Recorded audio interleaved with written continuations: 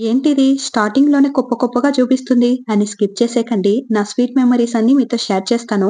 మీరనుకున్నంత story అయితే లేదు కానీ, కాకపోతే నాకు చాలా స్వీట్ మెమోరీస్ అయితే ఈ సూట్‌కేస్‌తో ఉంది. అవును. అసలెందుకింత కుప్పలా ఉంది అని మీరనుకోవచ్చు కదా! ఇది ఎందుకింత కుప్పలా ఉందంటే, దీన్ని ఎక్కువగా యూజ్ చేసేది లేదు. ఎప్పుడైనా ఒకసారి తీసి చూస్తాము. ఏముంది, ఏం లేదు అని అవసరపడితే అలా తీసి చూస్తామన్నమాట. ఈరోజు అలాగే దీంట్లో ఒక వస్తువు తీసుకోవాలని చెప్పి కింద దింపితే ఇలా ఉందన్నమాట పరిస్థితి. అది ఒక మనిషైనా లేదా వస్తువైనా ఎక్కువగా యూజ్ చేయకపోయినామనుకో ఇలానే ఉంటుంది పరిస్థితి. కుప్ప కుప్పగా అయిపోతుందన్నమాట. మన పరిస్థితి కూడా అంతే. మన బాడీని మనం అలా యాక్టివ్‌గా ఉంచుకుంటేనే యాక్టివ్‌గా ఉంటుంది. మంచిగా హెల్తీగా ఉంటాము. లేదు కొంచెం సోంబేరిగా ఈ సూట్‌కేస్ పక్కన పెట్టినట్టు పక్కన పెట్టేసామనుకో లోపలుండే ఆర్గాన్స్ అంతా ఇలానే కుప్ప కుప్పగా ఉంటుంది.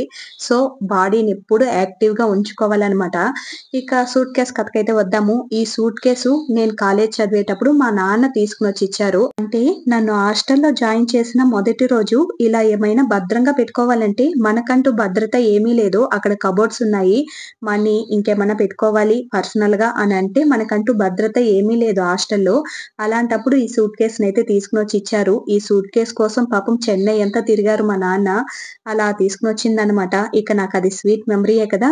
ఇక ఈ సూట్‌కేస్‌లో మేమేమేం స్టోర్ చేసుకున్నామంటే, మా ఆయనది, నాది, మా పిల్లలది మేమందరూ చదివి, చదివి కాస్త ఒళ్ళలిసిపోయి కొన్ని సర్టిఫికేట్స్ అన్నీ తీసుకొనొచ్చాం కదా!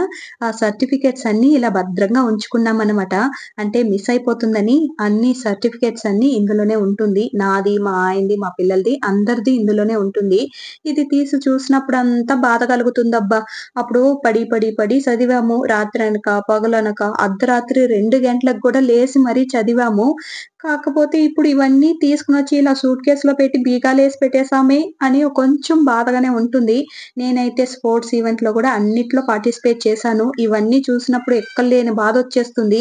ఇవన్నీ చేసింది వేస్టే కదా! అనేలాగా ఒక్కొక్కసారి ఫీల్ అవుతుందనమాట. ఇందులో ఉండే ఒక్కొక్క సర్టిఫికేట్ తీసుకునేటప్పుడు నా మొహంలో అంత సంతోషం మనం సాధించాం అనేలాగా ప్రతి ఒక్క సర్టిఫికేట్ తీసుకునేటప్పుడు అంత సంతోషంగా ఉండింది. వాటన్నిటిని తెచ్చి ఇలా బీరువాలో పెట్టినట్టు పెట్టెలో పెట్టి బీగాలేసేస్తామని మాత్రం నేనెప్పుడూ అనుకోలేదు. అది ఎందుకన్నా యూజ్ అవుతుంది అని అనుకున్నానే కానీ, ఇలా పెట్టెలో పెట్టి బీగాలేస్తానని మాత్రం ఎప్పుడూ అనుకోలేదు. ఇక ఈ పెట్టెకొక పెద్ద స్టోరీయే ఉంది. ఈ వీడియోలో ఎందుకులేండి మరీ పెద్దదయిపోతుంది. హాస్టల్‌లో మేము దీంట్లో ఏమేం స్టోర్ చేసుకునేవాళ్ళమంటే, ఇంటి నుంచి పంపించే చిన్న చిన్న స్నాక్స్‌లు, ఊరుగా డబ్బాలు, అలాగే పచ్చళ్ళు, పప్పు పొడులు, అన్నంలో కలుపుకోవడానికి కరివేపాకు పొడి, పప్పు పొడి ఇలాంటివన్నీ ఇచ్చంపించేవాళ్ళు. ఆ పొడులు, ఇక అప్పుడప్పుడు నూరు, ఇన్నూరు ఇచ్చంపిస్తూ ఉంటారు కదా! అలాంటివన్నీ ఈ పెట్టెలో స్టోర్ చేసుకునేవాళ్ళమనమాట. ఇక కొన్ని రోజులకి ఇవి ఎత్తుకొని పోవడానికి, రావడానికి ఇబ్బందిగా ఉందని చెప్పి ఇంట్లో పెట్టేసాను. నాకు పెళ్లయిన తర్వాత నాతో పాటు ఈ పెట్టెను గూడా నాకే ఇచ్చేసారనమాట. అలా నాకని తీసిన ఈ పెట్టెని నాకే ఇచ్చేసారనమాట. సో, ఈ పెట్టెలో నాకు చాలా స్వీట్ మెమరీసే ఉంది. నేను కాస్తే మీతో షేర్ చేసుకున్నాను. ఎందుకంటే మరీ సోది చెప్పినట్టు ఉంటుందేమో అనేసి నేను ఎక్కువగా షేర్ చేయలేదు. ఇక ఫ్రిడ్జ్‌లో అయితే కస్తూరి మేతి ఫుల్లుగా చిందిపోయింది. అది చూడ్డానికి కాస్త డర్టీగా ఉంది. క్లీన్ చేయాలి అని చెప్పాను. మా పెద్దోడే చిందబోసింది. నేనే క్లీన్ చేస్తాను అని చెప్పేసి తనే క్లీన్ చేస్తూ ఉన్నాడు. కానీ పూర్తిగా క్లీన్ చేయలేదు. నేనిక ఇడ్లీ అన్నా పోసి పెడదామని ఇడ్లీ పోసి పెట్టాను. పొద్దున్నే నేను సాంబార్ చేసేసాను. మా ఆయన టిఫిన్ తినాలని చెప్పారు. సో, వాళ్ళ కోసం ఇడ్లీ, సాంబార్ చేసేసాను మార్నింగే. ఇక పిల్లల కోసం మళ్ళీ ఇడ్లీ పోసి పెట్టాను. మా పెద్దోడు కొంచెం ఫ్రిడ్జ్ క్లీన్ చేశాడు. ఆ తర్వాత నేను మిగతా ఉండే ఫ్రిడ్జ్‌నంతా క్లీన్ చేశాను. ఇలా అయితే క్లీన్ చేశాము. అంత డస్ట్ ఉన్నిందనమాట. ఇవన్నీ క్లీన్ చేసే లోపలే నాకు ఇడ్లీ అయితే ఉడికిపోయింది. పిల్లల లంచ్‌కి గూడా నేను ఈరోజు ఇడ్లీ సాంబారే కట్టిచ్చేసాననమాట. ఇవన్నీ రెడీ చేసుకుంటూ ఉన్నానా, మా చిన్నోడు ఒక యాక్టింగ్ స్టార్ట్ చేశాడు. పొద్దున్నుంచి కడుపు నొప్పి అంటూ ఉన్నాడు. సరే కుదురుకుంటుంది అని చెప్పి నేను కూడా సమాధానం చేస్తూ ఉన్నాను. కదా చూడిరా సార్ చేతి చేతి సార్ చేతి సార్ స్కూల్కి పోకుండా నిలిచిపోతావా మమ్మీతో అన్ని పనులు చేస్తావా ఒకటే నొప్పి ఉండదా అప్పుడు చూడ ఎడితీడు ఒక్కసారి చూడు ప్లీజ్. పొద్దున్న లేసినప్పటి నుంచి కడుపు నొప్పి అని చెప్తూనే ఉన్నాడు. సరే ముందు రోజు గులాబ్ జామున్ కాస్త ఎక్కువగా తినేసాడు. హీట్ ఎక్కువైపోయి ఉంటుంది అని చెప్పి నేను పొద్దున్న లేసినప్పటి నుంచి వేడి నీళ్ళని, మెంతులని ఇలా వైద్యం చేస్తూనే ఉన్నాను. ఒక్క పని కూడా చేసుకోలేదు ఇంట్లో నేను ఈరోజు. చూడు సరే కానీ సరే నిలిచిపోతావా చూసి చెప్పు నిలిచిపోతావా అంటాడు చినుకుట్టే కూడా ఎవరైనా చేస్తారా చెప్పు. గుడ్ బాయ్ కదా, చిన్న బంగారు కదా, కానీ ఒళ్ళు హీట్ కదా ఉంది నాయన. చెప్పు, ఒళ్ళు ఉడుకు కదా ఉంది నాయన పాపం. చెప్పు, నిలిపేద్దామా? అన్ని వైద్యాలు చేసి కాసేపటికి కుదురుకున్నాడు, కొంచెం తగ్గింది నొప్పి అనేసి. ఆ తర్వాత మళ్ళీ స్కూల్ టైం అయ్యే కాడికి మళ్ళీ యాక్టింగ్ స్టార్ట్ చేశాడనమాట. ఇలా సరే నువ్వు వరకు బయలుదేరవి, ఓకేనా? ఇదా తిరుగు లక్కి, ఇది చూడు లక్కి, గుడ్ బాయ్ కదా.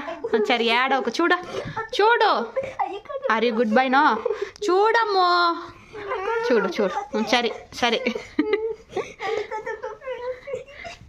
అవి నీకు టైం అవ్వలేదా స్కూల్కి?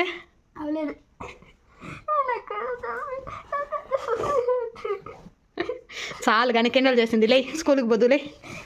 లక్కి కడుపు నొప్పి తగ్గిపోయిందానా?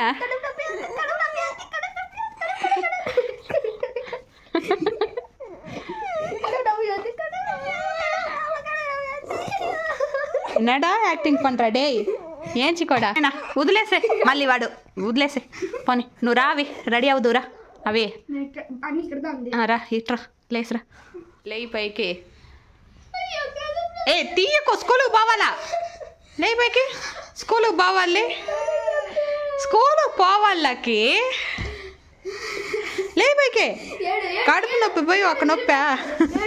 ముందే అరిసేస్తే ఇలా ఏడ్చుకుంటూ ఉంటాడని నేను నెమ్మదిగా చెప్పాను. కాకపోతే ఒక టైంకి నాకు చాలా కోపం వచ్చేసి అరిచాను. అయినా కూడా ఇలా ఏడ్చి ఏడ్చి స్కూల్కి అయితే నిలిచిపోయాడు. ఆ తర్వాత టీవీ పెట్టుకుంటే నేను తిడతాను కదా, అందుకోసం నాకైతే ఇల్లు సర్దుతున్నాడు అనమాట. నేను వద్దు అంటున్నా కూడా నాకు అన్ని పనులు చేస్తూ ఉన్నాడు వాంటెడ్ గా. ఎందుకంటే కడుపు నొప్పి లేదు, ఏమీ లేదు, స్కూల్కి నిలిచిపోవాలని ఇలా యాక్టింగ్ చేయడం. నేను అది నమ్మి నిలిపేయడం. చూడండి ఎట్టుంది ఇల్లు. నేను వీడితో పడినాను పొద్దున్నుంచి, కడుపు నొప్పి అని యాక్టింగ్ చేసి ఇప్పుడు చూడండి టీవీ పెట్టుకుని నాకు పనులు చేస్తాడు. నేను చెప్పను కూడా లేదు పని చేయమని, కానీ నాకు కూర్చొని పనులు చేస్తాడు. నా ఇల్లు చూసినారా, లంచ్ కూడా ప్యాక్ చేసేస్తున్నాను. అయినా కూడా పోకుండా ఏదా ఏదా ఈసారి చెప్పు, అయినా కూడా పోకుండా ఇలా సీన్లు చేసి నిలిచిపోయినాడు అనమాట. దొంగ పిల్లగోడు, నాకు కోపం వస్తుంది. దొంగ పిల్లగోడు నువ్వు. ఇంకోసారి కడుపు నొప్పి వచ్చినా తలనొప్పి వచ్చినా తరివేస్తాను మెడ పట్టుకుని. ఏం నాప్ చేసేది, నేను చూపిస్తాను నిన్ను. నీకు ఇప్పుడు నవ్వెట్టు వస్తుంది ఇంతసేపు ఏడ్చేసి. ఒకే పని కూడా అవ్వలేదు పొద్దున్నుంచి.